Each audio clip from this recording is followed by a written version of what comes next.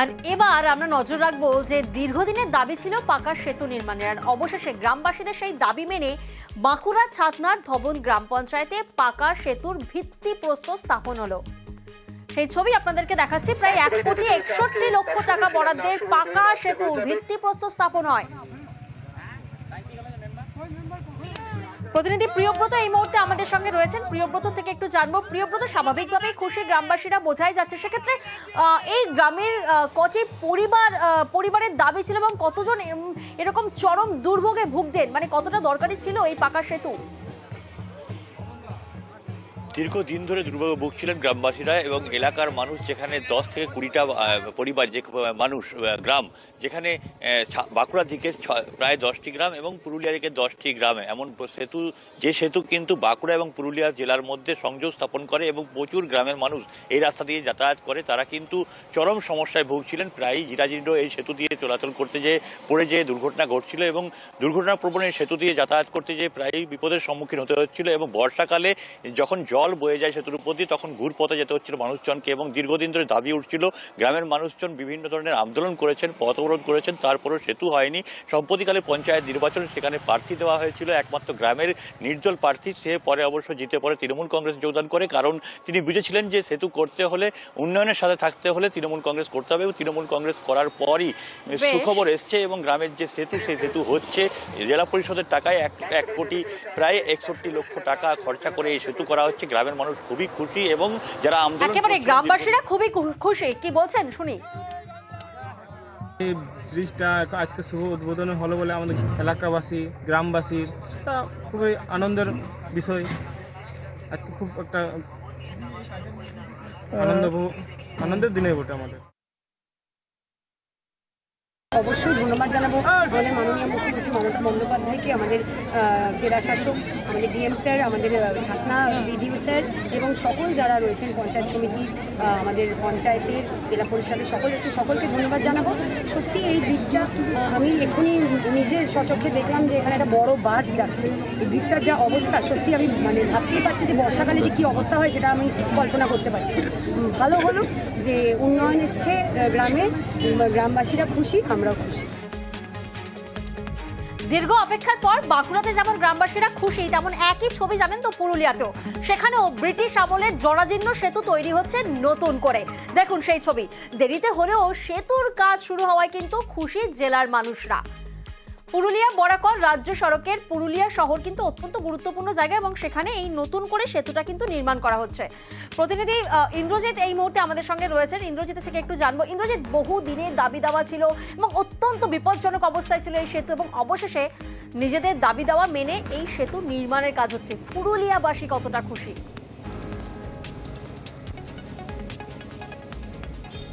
দেখো, স্বাভাবিকভাবেই পুরুলিয়াবাসী খুশি। তার কারণ হচ্ছে পুরুলিয়া রঘুনাথপুরের একমাত্র এবং এই পুরুলিয়া বরাকর যে রাস্তা, রাজ্য সড়ক, গুরুত্বপূর্ণ রাস্তা, এবং এই রাস্তার যে সেতুর কথা বলছি, একেবারেই বঙ্গাবাড়ি শ্মশানকালীর কাছে যে সেতুটি ছিল ব্রিটিশ আমলের তৈরি এবং তার স্বাস্থ্য পরীক্ষা করে যে সেতুটি যে একেবারেই বিপজ্জনক ছিল, তা বারে বারে প্রশাসন বোর্ড লাগিয়ে দিয়েছিল যাতে সেতু দিয়ে কোনো ভারী যানবাহন চলাচল না করে। তবে অবশেষে এলাকার মানুষ যেটা চাইছিল, শহরের মানুষ বা পুরুলিয়া জেলার মানুষ যেটা চাইছিল, সেই দাবি মেনেই এই সেতু নির্মাণের কাজ শুরু হয়েছে। পিডাব্লিউডি এই সেতু নির্মাণের কাজ করছে এবং প্রায় 6 কোটি টাকা ব্যয়ে এই সেতু নির্মাণ হচ্ছে। শুধু যে এই সেতু নির্মাণ হচ্ছে তেমনটা না, পুরুলিয়া থেকে রঘুনাথপুর প্রায় 40 কিলোমিটার রাস্তা সম্প্রসারণ হচ্ছে।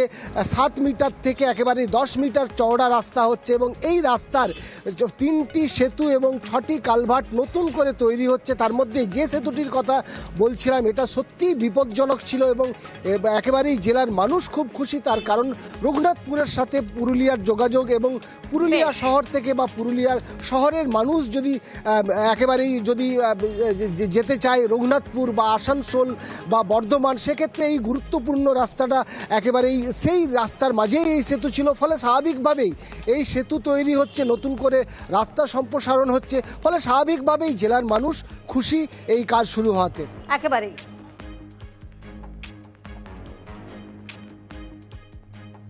গাড়ি যাতায়াত করতে অসুবিধা হতো, দুটো গাড়ি একসাথে পার হতো না, তাতে অনেক জ্যাম হতো প্রচুর। অফিস, স্কুল, আদালতে যাওয়ার মানুষের অসুবিধা হতো। এখন বড় করে হবে, এটাতে ভালো হবে, মানুষজনের সুবিধা হবে, যাতায়াতের সুবিধা হবে।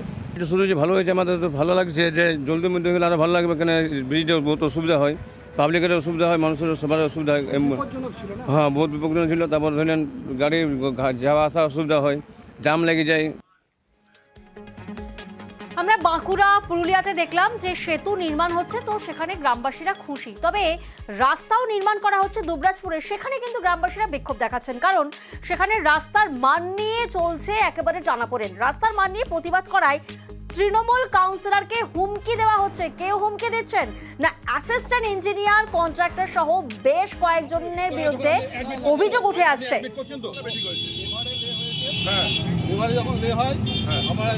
তারপরে ওয়ার্ড সভাপতি যারা আছে আমি করেছি, বাজারা টু খড়াসন আমি করেছি। কি করবে? বলো সবাই, বলো সবাই। আলোচনা। প্রতিনিধি সুপ্রতিম এই মুহূর্তে আমাদের সঙ্গে রয়েছেন, সরাসরি সুপ্রতিমের কাছে যাব। সুপ্রতিম, আমরা দেখলাম যে সরেজমিনে পরিস্থিতি খতিয়ে দেখতে যখন কাউন্সিলর বেরোলেন তখন ক্ষোভ উগরে দিলেন এলাকার বাসিন্দারা। এদিকে আবার অভিযোগ উঠে আসছে অ্যাসিস্ট্যান্ট ইঞ্জিনিয়ার, উনি নাকি আবার হুমকি দিচ্ছেন। ঠিক কি হুমকি দিচ্ছেন উনি, আর এতটা আস্পর্ধা কোথা থেকে আসে যে তিনি হুমকি দিচ্ছেন? একটা রাস্তার নিম্নমানের সামগ্রী দিয়ে রাস্তা বানানো হচ্ছে।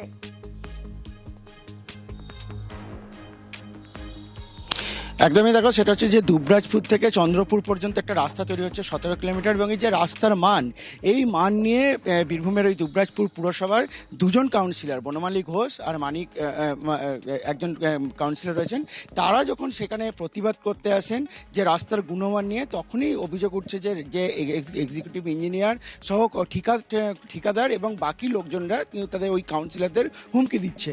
এবং আজকে যখন সরজমিনে ওই রাস্তা খতিয়ে দেখতে আসছে যে কাজ হয়েছে কিনা, তখন কিন্তু এক্সিকিউটিভ ইঞ্জিনিয়ার নিজে স্বীকার করে নিয়েছেন যে রাস্তার গুণগত মান খারাপ আছে, সেই জায়গাগুলো ঠিক করা হবে। এবং সেই কাউন্সিলরদের সঙ্গে সেই যখন বিক্ষোভ দেখাতে শুরু করে, তাদের সঙ্গে যোগ দেন স্থানীয় বাসিন্দারাও। এবং তারা চাইছে যেহেতু দীর্ঘদিন পরে এই রাস্তা হচ্ছে, রাস্তা যাতে গুণমানে ঠিক হয়, কারণ দীর্ঘ অনেক দিন পরে রাস্তা ঠিক হচ্ছে এবং 17 কিলোমিটার এই রাস্তা যাতে সঠিকভাবে তৈরি হয়, এটাই কিন্তু স্থানীয় কাউন্সিলর এবং স্থানীয় বাসিন্দাদের দাবি। যদি এক্সিকিউটিভ ইঞ্জিনিয়ার তিনি কিন্তু গোটা ব্যাপারটা ঘুরে দেখেছেন এবং তার বিরুদ্ধে যে অভিযোগ উঠেছে হুমকি দেওয়া কাউন্সিলরদের, সেটাও কিন্তু তিনি অস্বীকার করেছেন। তবে তিনি জানিয়েছেন যে গুণগত মান খারাপ হয়েছে রাস্তা, সেটাই অবিলম্বে ঠিক করা হবে, কারণ রাস্তা ঠিক না করলে কিন্তু ঠিকাদারকে পেমেন্ট দেওয়া হবে না।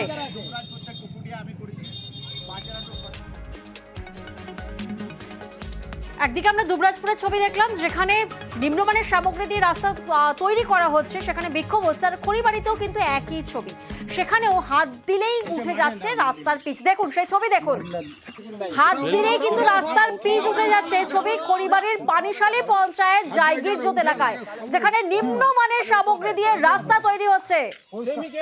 আর অভিযোগ ঠিকাদারের বিরুদ্ধে অভিযোগ করছেন স্থানীয়রা। ঠিক কি অভিযোগ করছেন শোনাবো আপনাদের।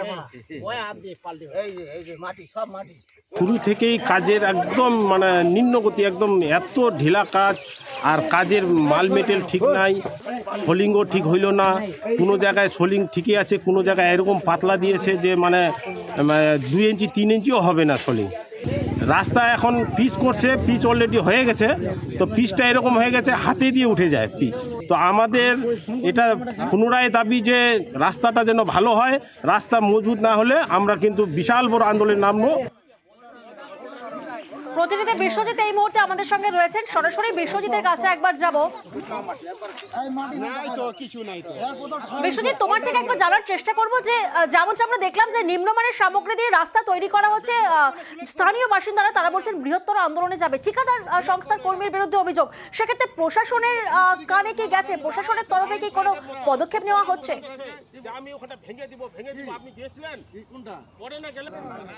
দেখো, অবশ্যই প্রশাসন কিন্তু ঘটনাস্থলে পৌঁছায়। তুমি দেখেইছো যে যেভাবে হাত দিলেই পিচ উঠে যাচ্ছে, আর এই রাস্তা কিন্তু 2 দিন আগে তৈরি। শিলিগুড়ি মহকুমা পরিষদের উদ্যোগে কিন্তু এলাকার উন্নয়নের স্বার্থে এই রাস্তা করা হয়েছিল।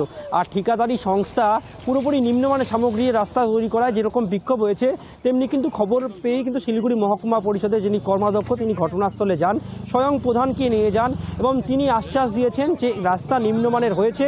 শিলিগুড়ি মহকুমা পরিষদের যে বাস্তুকার ইঞ্জিনিয়ার রয়েছে তারা আগামীকাল ঘটনাস্থলে যাবে এবং এই যে সংস্থা, নির্মাণকারী সংস্থা, ঠিকাদারি এজেন্সি, তাদের বিরুদ্ধে কিন্তু কড়া পদক্ষেপ নেওয়া হবে। হবে। পুনরায় কিন্তু সেই রাস্তা যেভাবে শিডিউল রয়েছে সেই শিডিউল মেনে কিন্তু কাজ করতে হবে, এরকম কিন্তু হুঁশিয়ারি দিয়েছেন শিলিগুড়ি মহকুমা পরিষদের কর্মাধ্যক্ষ। অন্যদিকে বিরোধীরাও কিন্তু কটাক্ষ করছেন। তবে গ্রামবাসীরা চাইছেন যে এলাকার উন্নয়নের স্বার্থে যেহেতু রাস্তার কাজ হয়েছে তাই রাস্তার কাজ হোক এবং ভালোভাবে রাস্তার কাজ হোক। রাস্তা নিয়ে শুরু হয়েছে রাজনৈতিক চর্চা। খড়িবাড়ি পুরো ব্লকে এইরকম ধাঁধলি চলতেছে, সব জায়গা দুর্নীতি। এখানে একটা রোড হচ্ছে, সেইটা পা দিয়ে ভাঙা যাচ্ছে। রোড লোড চালাইছে না, জল দিয়েছে না, ম্যাটেরিয়াল দিয়েছে, কিচ্ছু নাই। শুধু উপরে একটা বালি ফেলে দিল, তারপরে একটা কালার মারে দিল, এইটা রোড হয়ে গেল। মানে টাকা যত আছে সরকারের টাকা লুটে রাখো বাড়িতে, এইরকম কাজ হচ্ছে আমাদের খড়িবাড়ি ব্লকে। গ্রামবাসীগুলাকে ভুল বুঝাবুঝি করে এইখানে মানে শুধু দুর্নীতি কাজ চলতেছে এইখানে। নির্মাণ কাজ হলে আমরা কোনো এজেন্সিকে রেহাত করব না। আমরা কাজ গভর্নমেন্ট আমাদের টাকা দেয় মানুষের এলাকার উন্নয়নের জন্য, মানুষকে কিছু এজেন্সিকে টাকা খাওয়ার জন্য না। মানুষের এলাকা মানুষ উপকৃত হবে তার জন্য রাস্তা বানানো। কাঠ মানে কে আগে দিছে সেটা তো আমাদের জানা নেই। মানুষ অনেক কিছু বলবে যে আগে যদি কমপ্লেন করতো নিশ্চয় কাজ হতো না। আমি তো বলে দিচ্ছি নিজের এলাকার কাজ নিজে বুঝে নেবে। এবং ইঞ্জিনিয়ারকে আমি ফোন করলাম, উনি আগামীকাল আসবে, এলাকাবাসীর সাথে কথা বলবে, ইনাদের যা অভিযোগ আছে তার দেখবে এবং যা পদক্ষেপ নেওয়ার পরবর্তীতে পদক্ষেপ নেবে আমরা। আচ্ছা, হাসপাতালে সাধারণত কেন যাওয়া হয়? সেখানে পরিষেবা নিতে যাওয়া হয়, সুস্থ হতে যাওয়া হয়, কিন্তু এবার সেই হাসপাতালেই রোগীর শ্লীলতাহানির চেষ্টার অভিযোগ সামনে উঠে আসছে। আর অভিযোগ খোদ হাসপাতালেরই ওয়ার্ড বয়ের বিরুদ্ধে। প্রতিনিধি অরুণ এই মুহূর্তে আমাদের সঙ্গে রয়েছেন, সরাসরি অরুণের কাছে যাব, একবার জানবো অরুণ ঠিক কি অভিযোগ সামনে উঠে আসছে। দেখো, প্রসূতি বিভাগে ভর্তি হয় পাতুলিয়ার এক মহিলা। তিনি তাকে যখন স্ট্রেচারে করে প্রথমে লিফটে তোলা হয়, লিফটের মধ্যে একবার শ্লীলতাহানির চেষ্টা করে ওই ওয়ার্ডেরই এক কর্মী, তার দেবেন্দ্র কামাতি তার নাম। সে তখন লিফটে প্রথমে করে, তখন কিন্তু ভদ্রমহিলা আতঙ্কিত হয়ে যান। তারপর তখন জায়গা থেকে অপারেশন থিয়েটারে নিয়ে যাওয়া হচ্ছে, সে সময় তার উপরে মদ্যপ অবস্থায় তার ওপরে তার শরীরের বিভিন্ন অঙ্গ তার হাত দেয়, এরকম তার অভিযোগ। তারপরে কিন্তু চিৎকার চেঁচামেচি শুরু করে দেন। তারপর আশেপাশে যারা মহিলারা ভর্তি ছিলেন তারা কিন্তু এই ব্যাপারে হস্তক্ষেপ করে সে ঘটনাস্থল থেকে বেরিয়ে যায়। বেরিয়ে কিন্তু সে নিজের তাই সেই হসপিটাল কোয়ার্টারই কর্মী থাকেন, তিনি একজন সরকারি কর্মী। তখন তাকে পুলিশ ঘটনাস্থলে, শ্রীনগর থানার পুলিশ ঘটনাস্থলে আসে। এই ঘটনা সামনে আসার পর, এমন অভিযোগ সামনে আসার পর তো হাসপাতালের নিরাপত্তা ব্যবস্থা নিয়ে প্রশ্ন উঠছে। সেক্ষেত্রে হাসপাতাল কর্তৃপক্ষ কি বলছেন? দেখো, এই ব্যাপারে হসপিটাল কর্তৃপক্ষ আজকে যেহেতু রবিবার ছিল, ঘটনাস্থলে সুপার ছিলেন না, হসপিটালে দুজন মাত্র সরকারি নিরাপত্তা কর্মী, পুলিশ দুজন মোতায়েন থাকে। তখন এই ঘটনার পর যখন তার স্বামী বা পরিবারের লোকজনকে এই ঘটনাটি জানালে, তার পরিবারের লোক তার গ্রেপ্তারের দাবিতে সোচ্চার হয়। তখন কিন্তু সেই ভদ্রলোক তার ঘরে লুকিয়ে যান। তখন পুলিশ তাকে বের করে নিয়ে যাওয়ার সময় তার উপর কিন্তু চড়া হয় এলাকার বাসীরা। তারপর তাকে গ্রেপ্তার করা হয়েছে। আর অন্যদিকে নজর রাখবো, চিকিৎসা করতে ভারতে এসে বাংলাদেশি মহিলার মৃত্যু, দেহ সৎকারের প্রক্রিয়া নিয়ে এবার জটিলতা শুরু হয়েছে। প্রতিনিধি অনুপ এই মুহূর্তে আমাদের সঙ্গে রয়েছেন, সরাসরি অনুপের কাছ থেকে একবার জানবো, অনুপ ঠিক কোথায় এই জটিলতা সৃষ্টি হলো?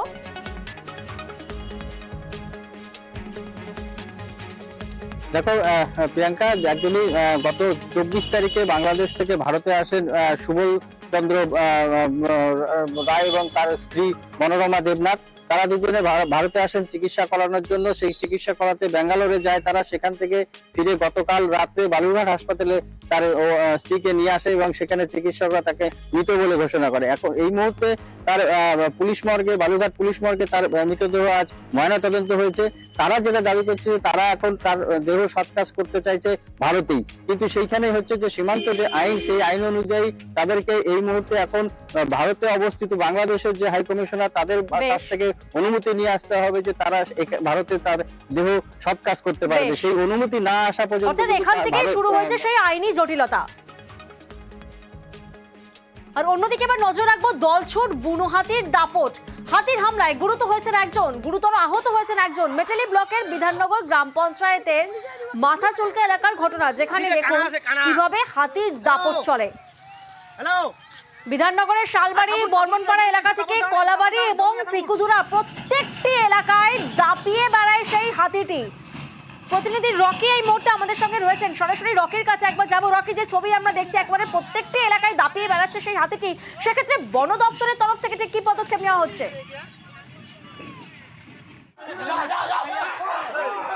প্রিয়াঙ্কা, তোমাকে বলে রাখতে চাইবো মেকরি ব্লকের অন্তর্গত বিধাননগর গ্রাম পঞ্চায়েতের বিভিন্ন এলাকা একটি দলছুট বুনো হাতি কিন্তু দিনভর দাপিয়ে বেড়ায়। পার্শ্ববর্তী জঙ্গল খড়িয়া বন্দর থেকে সেই হাতিটি ঢুকে পড়ে সেই এলাকায় এবং শালবাড়ি, বর্মনপাড়া, কলাবাড়ি বিভিন্ন এলাকায় এই হাতি তাণ্ডব চালায়। এমনকি সেখানকার একটি স্কুলের টিনের প্রাচীর ভেঙে দেয়।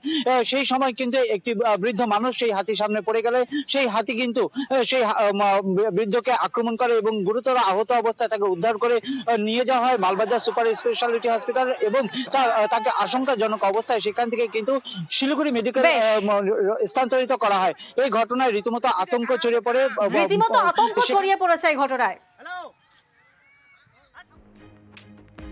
আর দুয়ারে রিপোর্টার শেষ করব, ঘরে এসেছে নতুন অতিথি, জঙ্গলে, বক্সার জঙ্গলে নতুন অতিথি এসেছে। দেখুন সেই ছবি আপনাদেরকে দেখাচ্ছি। কেন এই অতিথিদের আনা হলো, অর্থাৎ 90টি হরিণ এনে ছাড়া হয়। প্রতিনিধি রাজকুমার এই মুহূর্তে আমাদের সঙ্গে রয়েছেন। রাজকুমারের থেকে একটু এই উদ্যোগের ব্যাপারে জানি। রাজকুমার। হ্যাঁ, একদমই প্রিয়াঙ্কা। দেখো, নতুন অতিথি তো বটে, কিন্তু শুনলে অবাক হতে হবে। সেটা হচ্ছে যে বাঘের খাবারের জন্য বর্ধমানের থেকে কিন্তু এই 90টি হরিণ বক্সা ব্যাঘ্র প্রকল্পের জঙ্গলে নিয়ে আসা হয়েছে। তার কারণ হচ্ছে 28শে ডিসেম্বর বক্সা ব্যাঘ্র প্রকল্পের জঙ্গলে একটি বাঘের ছবি ধরা পড়ে। সেই বাঘ এখনো বক্সা ব্যাঘ্র প্রকল্পের জঙ্গলেই রয়েছে বলে জানিয়েছে বন দপ্তর। সেই বাঘের যাতে খাবারের কোনো রকম অসুবিধে না হয় সেই কারণেই কিন্তু এই হরিণদেরকে বর্ধমান থেকে এখানে নিয়ে আসা হয়েছে।